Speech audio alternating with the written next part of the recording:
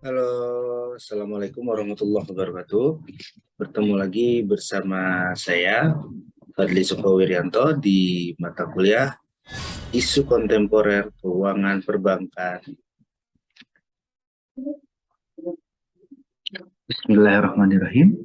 Assalamualaikum warahmatullahi wabarakatuh. Baik, bertemu lagi bersama saya, Fadli Sukovirianto, dalam mata kuliah Isu Kontemporer Keuangan dan Perbankan Syariah. Hari ini kita memasuki pertemuan yang keempat, ya. Yang mana hari ini kita akan membahas tentang materi kita, yaitu konsep capital structure. Oke, ini referensi yang bisa kalian lihat di pertemuan hari ini, baik tentang teori manajemen keuangan dan sebagainya. Ini buku-buku yang bisa kalian baca sebagai referensi kalian dalam perkuliahan kita pada hari ini. Oke, baik. Hari ini tujuan pertemuan kita di mata kuliah ini, di pertemuan keempat ini, yaitu apa? Diharapkan setelah kalian selesai dari mata kuliah ini, selesai dari ruangan ini, ya hari ini kalian bisa menjelaskan dan juga memahami konsep dasar dari Islamic Capital Structure, yang mana nanti membantu kalian untuk apa? Untuk mengetahui isu-isu terkini ya, kontemporer di keuangan dan perbankan syariah. Yang khususnya isu-isu nanti yang berkaitan dengan Islamic Capital Structure. Baik, selanjutnya hari ini ya, ini materi kita hari ini. Yang pertama ada konsep dasar Islamic Capital Structure. Kemudian latar belakang bagaimana adanya Islamic Capital Structure. Kemudian definisi dari Islamic Capital Structure. Selanjutnya yang terakhir pembagian dan komponen apa saja yang ada pada capital structure atau struktur modal ini. Oke, baik anak-anakku sekalian. Hari ini kita sedikit akan mengetahui ya latar belakang dari Islamic Capital Structure itu apa, bagaimana ya. Jadi capital structure atau struktur modal ya. Ini apa sih? Kita harus tahu dulu nih apa struktur modal itu apa, ya. Yaitu jumlah utang dan atau ekuitas yang digunakan oleh perusahaan untuk membiayai aktivitas operasional dan juga pembelian aset perusahaan. Ya, di pertemuan sebelumnya kita membahas bagaimana risiko, manage risiko. Kemudian sebelumnya kita juga membahas tentang capital budgeting ya, bagaimana pembiayaan modal. Nah, hari ini kita akan belajar apa sih sebenarnya struktur modal, capital structure itu bagaimana ya. Oh, jadi capital struktur modal kita sudah bahas di awalnya adalah jumlah dan atau ekuitas ya. Jumlah utang ya, utang dan ekuitas ya yang digunakan sebuah perusahaan untuk membiayai operasionalnya, dan juga struktur ini biasanya dinyatakan ya atau direpresentasikan oleh rasio utang terhadap ekuitas. Debt to equity rasio ini biasanya ya struktur kapital ini, struktur modal ya. Nah, jika digambarkan, ini biasanya berkaitan erat dengan apa? Persamaan dasar akuntansi, di mana aset ya, aset suatu yang kita miliki gitu ya, sama dengan liabilities ya, atau utang plus modal. Utang dan modal itu aset. Ini persamaan dasar dari akuntansi. Kemudian area capital structure ini mencangkup ya, ada beberapa pandangan ya. Ini hanya menyangkut pada apa? Sisi utang dan modal saja. Itu struktur. Jadi intinya struktur itu komponennya cuma itu ya. Terkait dengan utang, kemudian modal saja. utang dan modal ekuitas digunakan untuk apa? Untuk pastinya ya, pastinya membiayai operasi bisnis, kemudian belanja modal, akuisisi, dan investasi lainnya. Yang pasti ada timbal balik yang harus dilakukan perusahaan ketika memutuskan akan menaikkan utang ya atau ekuitas ya atau apa di sini atau dalam keputusan struktur modal. Dan kemudian manajer manajer keuangan akan menyeimbangkan kedua upaya tersebut untuk apa? Untuk menemukan keputusan struktur modal perusahaan yang optimal. Jadi seorang manajer ya biasanya tuh tugasnya apa? Menyeimbangkan antara modal atau ekuitas tadi dan hutang agar apa? Agar bisa menemukan keputusan dalam struktur modal perusahaan agar optimal. Tuh, ini tugas orang manajer keuangan biasanya ya. Itu jadi ada utang, modal tadi mereka apa menyeimbangkan utang dan modal nggak mungkin utang yang lebih banyak ya pasti pasti goyang perusahaan ya. Itu. Oke, masih di latar belakang dari Islamic Capital Structure ini ya. Struktur modal yang tadi kita sudah bicarakan di awal ya erat kaitannya dengan jumlah hutang dan modal ya yang digunakan untuk membiayai aktiva perusahaan. Ya, jadi hutang, modal itu tadi digunakan untuk membiayai aktiva perusahaan. Struktur modal yang efektif ya, jika struktur modalnya bagus, efektif ya, mampu menciptakan perusahaan dengan keuntungan yang kuat dan stabil. Ya, tadi jika eh, kapital strukturnya bagus, struktur modelnya bagus, efektif gitu ya, ya nanti perusahaannya pasti akan stabil dan kuat. Itu. Bersama dengan meningkatnya pengetahuan masyarakat di bidang pasar modal, ya kalau kita ngomong ke pasar modal ya, dan tersedia dana dari para calon investor yang berminat menginvestasikan modalnya, struktur modal ini biasanya telah menjadi salah satu faktor yang dipertimbangkan gitu ya, yang cukup penting, harus dipertimbangkan struktur modal bagaimana struktur modalnya gitu kan. Karena apa? Karena investor banyak, kemudian dilihat nih, oh bisa nggak nih suatu perusahaan ini struktur modalnya efektif nggak nih? Ya. Nah, kalau bagus ya bakal mengundang investor gitu ya. Dalam melihat struktur model perusahaan, investor ini tidak dapat dipisahkan dari informasi perusahaan. Ya biasanya investor ya kalau kita membeli saham tuh biasanya pasti kita akan lihat apa? Minimal laporan keuangan lah ya. Laba rugi ini ya. Ini hijau atau merah ini ya perusahaan ini ya yang dikeluarkan setiap tahunnya. Para investor akan melakukan berbagai analisis. Jadi investor-investor tadi, kalian misalnya main di pasar modal syariah, kan pasti menganalisa lah, minimal analisa, oh setahun, sebulan ke depan, 2 bulan, 3 bulan, setahun ke depan ini bagaimana ya? Saya udah nanam modal di perusahaan A, apakah jadi lebih baik atau tidak? Itu ya.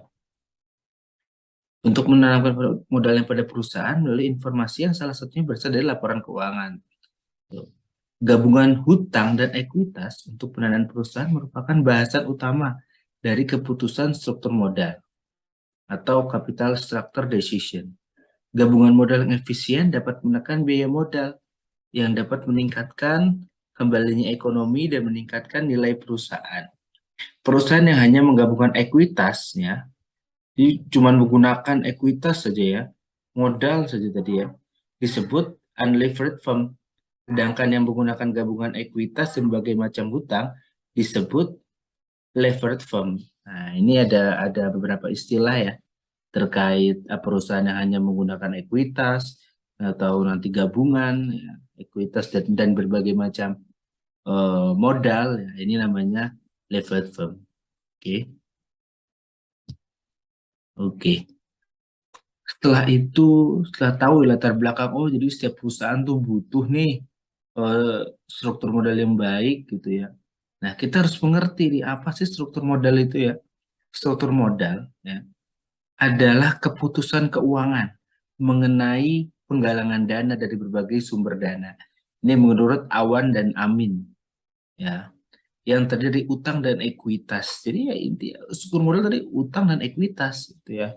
Utang dan modal gitu ya. Sementara menurut Avandi, struktur modal perusahaan berhubungan dengan campuran sekuritas yang berbeda. Ada banyak sekuritas, tapi sumber keuangan yang paling mendasar dan penting adalah retensi saham dan utang. Nah, sumber keuangan yang paling mendasar kalau menurut Avandi. Retensi saham dan utang. Sedangkan Akarafci menyebutkan struktur modal perusahaan terdiri dari kombinasi utang jangka pendek, utang jangka panjang, dan ekuitas. Nah, ini struktur modal. Nah, dari beberapa pengertian tersebut ya, perusahaan sebenarnya memiliki alternatif dalam membiayai bisnis dan operasi mereka. Ya, struktur modal merupakan masalah yang sangat penting dalam pengambilan keputusan mengenai perbelanjaan dalam suatu perusahaan. Pengukuran struktur modal tersebut dapat menggunakan, nah ini teori-teori struktur modal ya, dengan pendekatan seperti pendekatan tradisional atau teori MM ya, Modigliani dan Miller gitu ya, atau trade-off theory, atau packing order teori, dan teori-teori lainnya. Dari beberapa definisi di atas ya, setelah kita tahu definisi dan juga teori-teori tadi terkait dengan struktur modal, kita akhirnya mengetahui ini ya, bahwa struktur modal dalam perusahaan adalah kombinasi yang digunakan dalam pemenuhan belanja perusahaan, yakni dari modal sendiri, ya. Modal sendiri utang jangka panjang, ya sumbernya tadi ada dua ya, internal modal sendiri dan juga pinjaman atau hutang. Ini terkait struktur modal ya. Jadi struktur modalnya tadi modal sendiri dan juga pinjaman. Ya, pasti sebuah modal itu terdiri dari dua tadi gitu, bisa kita pinjam dan juga memang kekuatan kita gitu ya, atau ya bahkan tadi dari beberapa dari beberapa orang gitu menentukan modal. Nah ini pengertian dari struktur modal. Ini pembagian struktur modalnya ya. Untuk memahami tentang struktur modal maka diperlukan pemahaman bagian dari struktur modal ya, secara garis besarnya saja ya. Struktur modal dapat dibedakan menjadi dua, yaitu simple capital structure dan kompleks. Yang simple dan kompleks. Kalau yang simple ini apa? Jika perusahaan hanya menggunakan modal sendiri, ya modal dia sendiri aja lah, dalam struktur modal itu cuma pakai modalnya dia aja, nggak ada yang lain. Nah, jika sebuah perusahaan tidak menggunakan modal sendiri, tapi pakai modal pinjaman atau yang lainnya lah ya, dalam struktur modal ya ada utang lah ya, gitu ya, ini namanya kompleks capital structure gitu. Oke, di mata kuliah ini, isu kontemporer dan keuangan perbankan syariah, isu kontemporer keuangan dan perbankan syariah ini, pasti kita melihat struktur modal ini ya secara syariah, secara Islam. Bagaimana sih Islam itu memandangnya? Ya, jadi dalam Islam, konsep struktur modal memberikan penekanan secara spesifik dalam penggunaan modal ya. Konsep modal sendiri diatur ya. Modal itu harus apa? Harus sesuai dengan hukum Islam. Di modal harus sesuai dengan syariah, gitu ya. Artinya apa? Setiap penggunaan modal atau hutang tujuannya jelas. Ya. Oh, modal buat bikin perusahaannya A, B, C gitu ya. Ya di luar yang diharamkan pasti yang halal gitu ya. Ada tujuan yang jelas sesuai dengan hukum syariah, dengan tujuan untuk apa? Tujuannya tadi untuk memaksimumkan maslahah sehingga terciptanya falah. Jadi harus mengedepankan maslahah, gitu ya. Kemaslahatan atau kemaslahatannya lebih dipikirkan. Ya nanti ujungnya apa? Falah gitu ya. Ujung dari ekonomi Islam ini apa? Falah. Sudah dapat kesejahteraan atau falah ini ujung dari keuangan struktur modal tadi gitu ya. Dalam konsep model Islam ya, memperbolehkan pengambilan bagian keuntungan atas modal. Ya, boleh kalau kita berbisnis ya, buat suatu perusahaan ya memang harus cari cari untung gitu ya. Dengan Islam memperbolehkan mengambil keuntungan atas modal. Namun, ya, besarnya tidak boleh ditetapkan berdasarkan persentase dari modal. Ya, ini kan nanti kayak bunga ya jadinya ya. Itu ya. Mau sedikit banyak ya bunganya segitu. Kan kalau ini enggak. Laba tersebut merupakan insentif atas modal yang digunakan dalam proyek bisnis yang perhitungannya dilakukan sesudah proses bisnis selesai dan kewajiban-kewajiban lain terpenuhi. Yaitu yang tadi berarti dalam konteks Islam nih ya, eh, modal, kemudian hutang, ya sah-sah saja. Satu modal itu boleh dilakukan kalau tujuannya jelas, ya. Kemudian mengedepankan maslahat orang banyak dan juga ujungnya apa falah. Itu pastilah kalau kita berdagang, ya pasti meraih laba. Ya, artinya apa? Ya tadi berarti kalau kita dapat laba, hartanya pasti bertumbuh, itu ya. Pasti laba ini ya muncul dari proses pemutaran modal dan pengoperasiannya ketika dalam dagang gitu ya. Nah, Islam ini sangat mendorong harta modal ini penggunaannya. Jadi ya tadi harta harus apa? Harus bermanfaat lah gitu ya. Harus berputar lagi sehingga harta dapat merealisasikan peranannya dalam aktivitas ekonomi. Jadi harta itu nggak mengendap, nggak bisa dalam satu perusahaan ada harta mengendap nggak bisa, harus berjalan terus itu ya. Baik nanti dari modal atau dari hutang gitu ya. Nah, yang tadi dalam ketika kita mencari laba ya, ketika dalam Islam ini mencari laba dalam aktivitas bisnis ya tadi kan pasti tadi perlu apa namanya modal gitu. Kita gimana dapat untung kalau nggak punya modal ya nggak apa-apa cari modal dari modal sendiri ataupun modal yang bersumber dari hutang. Pak, apakah hutang boleh? Boleh hutang ini. Ya, masalahnya tadi sesuai prinsipnya dibayar juga gitu ya. Berutang nggak apa-apa. Itu kan kalau tadi model sendiri itu sudah diatur lah ya harus sesuai dengan syariat Islam dan sebagainya. Dan juga eh, kalau kita pakai modal itu ya, ini nih ya pasti bisa ya, bisa jadi penghubung nih. Jadi kegunaan modal bisa menjadi jembatan penghubung ya antara modal yang satu kepada modal yang berikutnya. Ya, ya.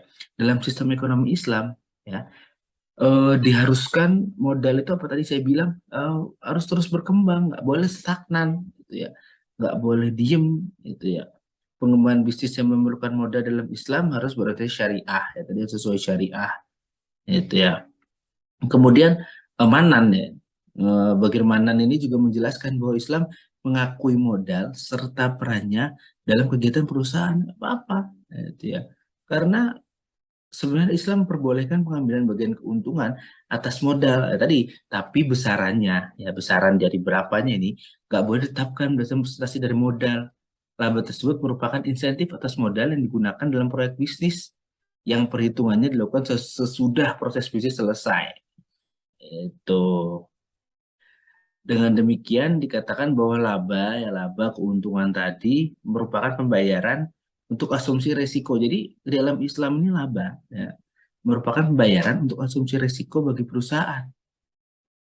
Pendapatan pemilik modal ini nggak bersifatnya pasti karena eh, kadang bisa lebih, kadang bisa rugi, yaitu ya. Beda sama bunga ya. Tadi saya bilang bunga ini beda. Mau rugi mau untung ya segitu bunganya. Nah ini akhirnya kan tidak menunjukkan keadilan. Gitu. Ini terkait materi kita hari ini. Nah, diharapkan nanti setelah materi ini ya kalian bisa menemukan isu ya, isu kontemporer terkait dengan eh, Islamic